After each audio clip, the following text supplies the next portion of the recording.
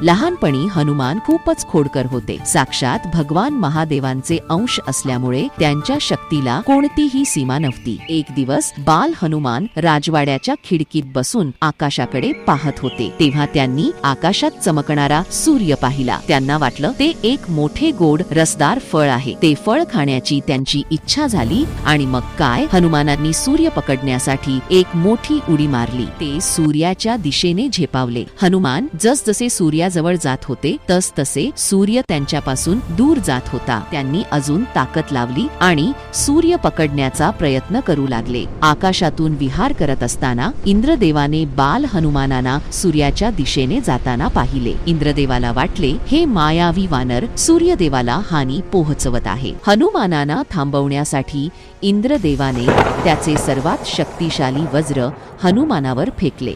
वज्राचा आघात झाल्याने हनुमान बेशुद्ध झाले आणि आकाशातून खाली पडू लागले.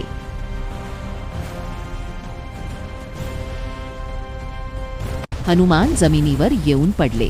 आपल्या मुलाची अशी अवस्था पाहून पवनदेव क्रोधित झाले. त्यांनी पृथ्वीवरील सर्व हवा शोषून घेतली. यामुळे पृथ्वीवरील माणसांना आणि प्राण्यांना श्वास घेण्यास त्रास होऊ लागला. सर्व देवांनी पवनदेवांची माफी मागितली आणि पृथ्वीवर प्राणवायू सोडण्याची विनंती केली. पवनदेव खूप दुःखी होते. ते कोणाचेही ऐकण्याच्या मनस्थितीत नव्हते आणि अचानक महादेव प्रकट झाले. महादेवांनी आपल्या दिव्य शक्तीने हनुमानांना शुद्धीवर आणले. महादेव म्हणाले, हनुमान माझाच अंश आहे. त्याच्याकडे असीम शक्ती आहे, पण तो आपली शक्ती वापरण्यास असमर्थ आहे. त्यामुळे तो आपल्या शक्तीबद्दल आणि क्षमतांबद्दल विसरून जाईल आणि योग्य वेळ आल्यावर त्याला आपल्या शक्ती पुन्हा आठवतील.